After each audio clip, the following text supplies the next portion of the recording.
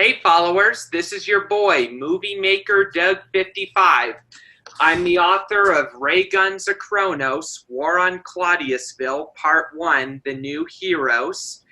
And today, Andy and I are doing another episode about mental health during times as COVID. And our guest today is Melissa Mel Yu. Welcome, Melissa. Thanks so much for having me. Very excited to be here. Hi Mel, how you doing? I'm good. Mel's in Melbourne, Australia. I'm in Studio City. Doug is in Phoenix, Arizona. And those of you who've been watching the series, you would have seen Mel's other episodes where she was sharing her life journey. The whole purpose of today is Mel is going to share with us what's going on in Melbourne, because Melbourne seems to be the place in the world at the moment where it's just continually in lockdown. I think it's getting better, Mel, right? But it's just lockdown, you know? That's it. So basically, for those that don't know, right now in Melbourne, Australia, we're the only state in Australia that's in a stage 4 lockdown. So how our stages work is 1, 2, 3, and 4 is the worst so far. And what a day like this looks like, we are coming up to 7 weeks of curfews. We had a curfew from 6 a.m. to 5 a.m. till 8 p.m. at night. And then from 8 p.m. you basically have to be inside your house and not out at all, or not traveling. During the day, we are allowed out 1 hour for exercise, and then you're expected to be home unless you're an essential worker. Even if you are an essential worker, every single Victorian has to carry a worker's permit so that it gives you permission to travel. So at any point, a police can stop us on public transport, along the roads, or in your vehicle, and you have to produce this worker's permit to be able to be accessed on the road. So what Melbourne City looks like, I live in the city, it is quiet and it is eerie. It's so what's the consequences if you get, caught outside the curfew by the police or transit officers? So it's a $1,600 fine for personal, and if you don't have a face mask, so face masks for us are a mandatory law now as well, because we're in a state of emergency, and that's a $200 on the spot fine as well. If you're not Jeez, it's not like that in LA. Here, yes, when everyone's wearing masks, everyone's pretty good with it now. But everything's open here. When I say restaurants outside on the footpaths or in the parking lots, I don't know whether that's a good thing. I think it's great for the businesses, but I don't know whether it's curbing the COVID. Well, they say because it's outside, it can it's less community transmissions. Yeah. We aren't open, so retail is closed, hospitality is closed, like a lot of gyms are still closed, public parks are closed, playgrounds, everything is still quite shut off. Wow. We are looking back to easing at the end of September this month and at the start of October, but that's all based on cases. We need to have only 5 new cases a day to be able to then slowly open back up. In Australia, we have started talking about how does hospitality come back in, and we are looking at that New York model or the American model where we do outdoor dining. But the reality is, for Melbourne, we don't have that same culture and community as the States. We can't just do outdoor dining. We don't have the infrastructure to do that. We don't have the roads to sort of offer that, and we don't have the weather. Yeah. It's it must be the compounding effects on businesses must be enormous. Like, I don't know how what is the government doing there for, like, just starting at businesses, helping businesses there? Because I'm sure a lot of them have gone to the wall. Like, they would have had to. So you definitely, I can even send you guys photos, or just do a quick Google search. The amount of retail stores that are for lease now, it's everywhere. In the city, the amount of shops that have had to close up, businesses haven't been able to survive. Wow. Especially mum and pop businesses that are those small businesses that really needed foot traffic. Think about a city that's completely gone into shutdown. More than 90% of those are cafes that bank on people coming into work. With everyone working from home, there's been no foot traffic, there's been no orders, they've lost that morning rush of coffee and the afternoon rush of coffee sales. Everything's just, it's been so hard to survive. So I think coming out of this, the new normal will be looking at some of the businesses that have been able to pivot and innovate and go online, they might be able to get that back up. But I think a lot of them will turn into just those retail giants or corporate hospitality things that have the money to survive this pandemic. Yeah. Wow. So it'll be very interesting to see what happens on the other side. Yeah. And what's the stress levels like I'm sure they're like in every country in the world, there's lots of anxiety and stress, but we're just talking about Melbourne at the moment. What are the stats on stress levels and mental health issues at the moment? Yeah, so we've noticed in terms of the mental health, we've noticed an extreme spike between like March, April and May this year in phone calls for crisis phone calls at Lifeline Australia, which is our national crisis hotline, compared to last year. And in terms of mental health, I think people need to recognize that right now with this pandemic, people have an extra layer of stress that isn't even ours. It's the energy that's happening around here. Like physically, I think Victorians are feeling an additional layer of this uncertainty that's happening right now. And if you don't have the awareness, if you already have a natural tendency to lean into things like depression and anxiety and stress, if you haven't managed that internal world, then you're feeling that extra layer of every single person around you. Even to the point now, we can't even see someone that is smiling because you can't really, everyone's got a mask on out in public. Yeah. And so we're losing a lot of that, what keeps us kind and what keeps us connected. Being isolated at home and only allowing the 1 hour of exercise, which is now, thank gosh, opened up to 2 hours of exercise for the next 2 weeks. So we're allowed, we get an extra hour of playtime. But that whole transition has really added just a whole level of uncertainty into what we once knew and what we were once comfortable with. It's about adapting to, okay, well, how can we stay social? How can we stay connected in a world that is vastly changing? Our premier here, Daniel Andrews, is releasing such inconsistent information about government grants, government supports. So going back to one of the questions that you had asked, what is the government doing to manage this sort of stress and anxiety? Well, for businesses, they've been given a $5,000 grant. But think about that in the scheme of things. What is $5,000 actually going to do for a business to open up? That's one day, not even a day's taking. No. Yeah. And that's really tough what you guys are going through. And I must be honest, last year in December of 2019, I think today that there's a chance that I might have actually had a case of COVID. Last December, I went to Carlsbad Caverns. I don't know if you saw my Facebook, but Andy probably saw. But I went to Carlsbad Caverns, which is in New Mexico. It's the largest system of caverns in America, and it's a national park. During the trip, I got sick. I had bloody, and I had congestion. And I also coughed a lot. And it actually felt a little bit different from normal flus that I've gotten.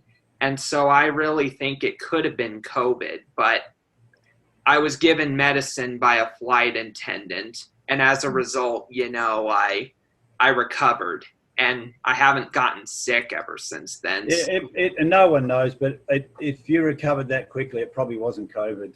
Or it might have been a mild dose of it, but I think if it was COVID, you would have been way sicker than that. Probably. But, I think it's so interesting now, though, because when someone coughs, everyone looks over and goes, it's COVID.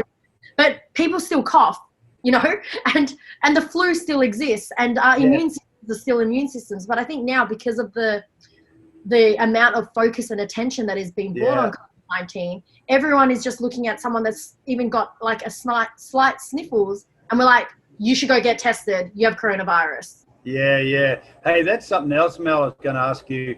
Someone mentioned to me the other day about, and this is just a passing general comment about people's general immune system, because you're not mixing with people for the last, not as much as we normally do out in the open, mixing with people and germs. So the human immune system is probably not going to be quite as strong when people get back out, and even just general colds or the flu could then have a bigger effect on people than what it used to have, And I don't know if that's a medical fact, but I thought, well, there's a bit of bit of common sense behind that, because we're not out. The immune system only gets strong when we're out in that environment. Contact with germs and things like that. Exactly. In terms of the suicide rates have not actually risen, but we don't know whether the correlation between suicide and the impacts of COVID. On top of that, it'll be interesting to see how the next 3 to 5 years does look like in terms of those rates, because people are going to be feeling this effect long after the lockdowns have eased. I think it's going to be interesting all around the world. Correct. Where, you know, once this starts to go away or they get the vaccination, I don't think any of us really at this point know what's going to happen, you know, like how long we're going to be wearing masks. Do we still have to keep cleaning our hands? And I mean, these are obvious questions. People go, oh, yeah, you do. Well, I guess, but we don't know how long and what sort of effect is that having on us. We want this to go away, but it's so normal now to wear a mask. I don't like it. I don't like feeling normal wearing a mask, but I know I have to do it and I will. But it's that weird feeling of like, oh, I'm getting dressed, got my, you know, got everything on. I have my mask. Got my mask, you know, got my hand sanitizer. 100%. So Mel, go on. No, just to add to that, the interesting thing, I suppose, is how you're going to be able to help your own mental well-being is not be too tied into what once was. Because the reality is that we have entered a pandemic, we have entered COVID-19, we are now moving out of this, it's a new normal. So to have those expectations of what once was and the happier days and life was shinier in the past, that's going to give you a lot of feelings of nostalgia that might not necessarily serve you. And that's where depression's going to start to lie and form, because depression is when you start looking back at the past and focusing on the past, you're not actually living in the present. And so to sort of relieve some of that and just like find that acceptance that it's like, I don't like this, I don't feel like it's in control. However, this is my reality. And that's going to give you a little bit more peace and calm and clarity moving into that new normal. And I can sit here and go, hey, look, everything's going to go back to life. But I don't know that.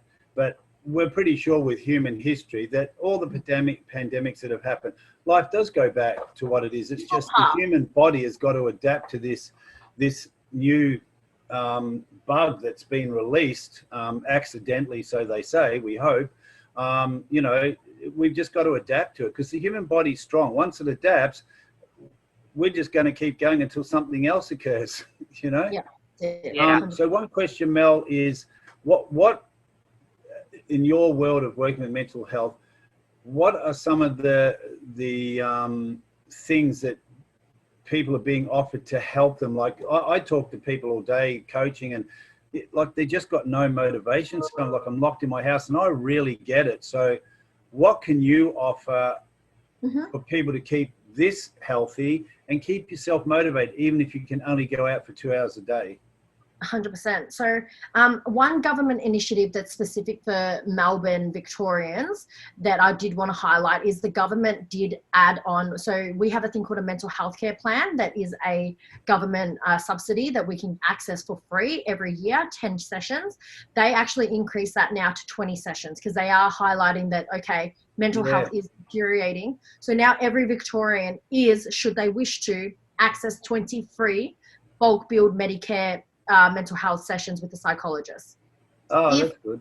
If all around the world, though, you don't get such luxuries and privileges to have that access and you are in an isolated space, how can you look after your mental well-being? So that comes down to, what are your morning rituals? What are things that you can put in place in the morning to set your day up so that you do feel like you can achieve something? So a easy everyday tip for me is make your bed.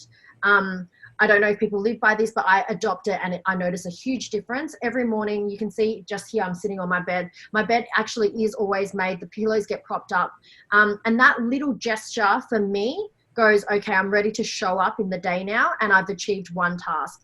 If the most that you can achieve within your home is make your bed and potentially shower and get up and eat, that's a positive thing. And let's celebrate those little wins in a time like now where everything kind of feels like a struggle. So if you're able to do that, you'll declutter your space and then you'll be able to show up. If you're working from home, A good tip for me in terms of working from home is set up that corner or set up a desk, even if it's a makeshift office.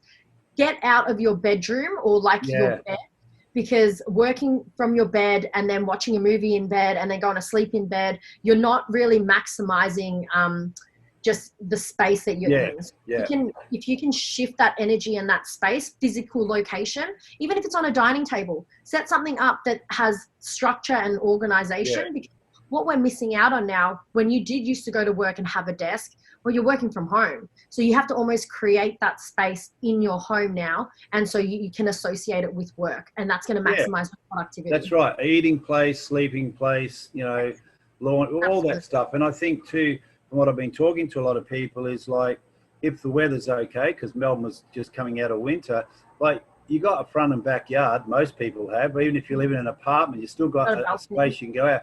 And just go out, like just to go out and get the sunshine on your body, even if it's a bit cold, who cares? Now you should embrace the cold, because now, you know, you're not allowed out. So I want to go out and feel what the cold's like now, you know? Yeah.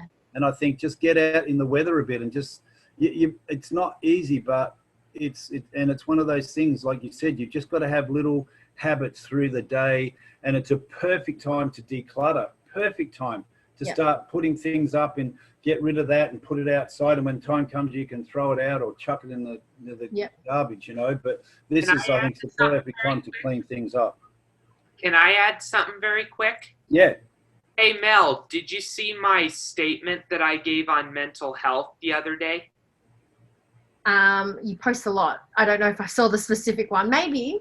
Yeah, one of the things that I definitely think needs to be different in times as these is, I definitely think that mental health culture needs to change. And what I mean by that is, one of the reasons that people commit suicide is not just that they're in a bad space in their life. It's because they don't think people care. You know, that's one of the things that contributes to suicide, is the idea that nobody cares that you're not in a good place. A few years back, when I was in a rough spot in my life, and this is something I said in the statement, I had reached out to former schoolmates of mine that kind of dropped me due to circumstances. And I asked them for advice because they were successful students, you know, and I wasn't in a good place. And they didn't respond. And I don't know if it's because they didn't have respect for me anymore, or if it was because they didn't have advice for me. But, you know, the thing is, when someone is not in a good place in your personal life, you know, you don't need to be a professor to you know, you don't need to be a professor to help them. All you need to do is words of encouragement. You never know if all they need to avoid committing suicide are just nice words of encouragement. You know what I mean? 100%. And active listening, the power of just being able to share and listen, that space, that's what talk therapy is all about. It's being able to have a safe space where someone can hold you and talk about all of this stuff without judgment. And I think that's really going to help with your mental well-being. Find those people that you can lean into. And if you don't feel like you have anyone that you can trust, call a hotline. In every single country, there is free counseling services because of this. There is someone out there that wants to listen and that is happy to hold you in that space. So yeah, and that's what that Are You OK Day is about as well, right? Absolutely. It's and literally, I don't think we got anything like that in America. I mean, they've obviously got helplines, but I don't think they have something similar to Are You OK Day. I know they have a lot of other things in place, but it'd be great to have in times like this just something a little bit more, you know, available for people to, you know, call up when they're not dealing with things, you know. Hey, sorry, Doug, were you going to say something? Yeah. And literally, one of the guests that we had on a previous episode, Tyson Jarvis, he told me that when he began studying under Andy, just like me and Andy when I started, the first thing that Andy asked him was, "What's wrong?" And Tyson was like, you know, he was like, "Nothing." And Andy was like, "You're not going to get better until you tell me what's wrong." And when I started training under Andy in either 2015 or 16, it was one of those years, I asked Andy the same thing, and he told me, and he asked me the same thing. And when I told him nothing, Andy was like, "You're never going to feel better until you get it off your chest." I love that. And what Doug was sharing was like, and that's what you just said, Mel, is being aware. Like, I didn't say I was going to cure them. I just said something's not right. And for us to work in this space, we've got to work out what's going on here, because there's a weird energy coming from you, and I'm not saying it's bad or wrong. And then when Tyson opened up, he was going through a really bad spot in his life. And, but he turned that around, and he only messaged us the other day, and he said, COVID just took everything away for a little bit, just a few weeks. Like, he started eating wrong and he wasn't training as hard. And then he thought, what am I doing? What am I doing? I didn't work this hard for 3 years to get there. So he just started eating properly again and training hard and getting out when he could. And it changed everything. It sort of transformed his mindset again. So, and I think what you do so well, Andy, is that it's the ability to go layers deeper. So when people go, how are you? It's same as Are You Okay Day campaign. That's the surface level. And if someone goes, yeah, I'm fine, your ability to be that person and go, tell me like what else is up, because I don't feel you're saying you're fine, but you're not presenting fine. There's an energy about you that's not fine. I can see that there's things going on in your mind. So that ability to dig deeper, when you can go 3 layers deeper, that's when you're actually starting to get to the core of the problem. Yeah, 100%. Shrek says, onions have layers. Ogres have layers. I think there's an ogre behind you. I don't know if you know, but there's a dark shadow behind you, and I don't know who it is. I don't want to know who it is. I've been noticing it too. I've been seeing it too. Yeah, it's almost dark where I am, so maybe it's time we concluded soon. Well, yeah, we'll have to anyway. We've run out of time. But look, that's really great, Mel, what you shared. And this is not, we're obviously adding disclaimers here. We're not saying to people, go do this, you'll feel better. It's just sharing what's going on. And really the bottom line is, if you need help, then you need to get help. You need to go ask for help. One of the most powerful things that I think sometimes people miss is groups. Like, this is the most perfect time to form groups, whether it's close friends on Zoom or Facebook or FaceTime, family members. I've got all my family, every living family member is on a Zoom meeting we have once every 2 weeks. And we text every now and again. I'm in LA, they're in Australia. Just when I go to bed, I say, good night, everyone. And then you get someone say good night. But it's getting that group together. When you have a group, you've got more power because you support each other, and I think a lot more people are doing that. But I think if you're struggling, look for friends to, join up a little group, a COVID group, Absolutely. Yeah. Well, Doug, and Mel, just like to thank you again for making time, because I know you're starting to get busy and geared up now that Melbourne's starting to free up a bit. So thanks for making the time, and thanks, Doug, for inviting Mel again onto the series. No problem. Yeah. I want to thank both of you guys for joining me on my YouTube channel. I enjoy every bit of it. I enjoy Andy's beard. I enjoy Mel's beauty. Yep. And I also want to say, whenever you guys have a chance, check out my screenplay, Ray Guns a Kronos, War on Claudiusville, Part 1, The New Heroes. Hey, Doug, before you go, what's the other book you've got, the one that's best-selling on Amazon at the moment? And also, please check out my other book, From Green Flags to Blue Flags 2, The Amazing Comeback of an Autistic Spokesperson. And just to add on that, Doug found out yesterday that book is now used in a curriculum in a school in Idaho. Yep. That's amazing. My Which is amazing. Karen Glassman told me, and she's the mother of Andy's former client, Cassidy Glassman. Yeah, so that's excellent. Doug's book is making its way into educational institution. Well, thanks, Melly, and I hope to see you soon. Yeah, we'll see you soon. Stay connected, stay safe, and be well. Yeah, you too, mate. Thank you. We'll keep doing these in the future. Thanks, Dougie. Thank you. Mate.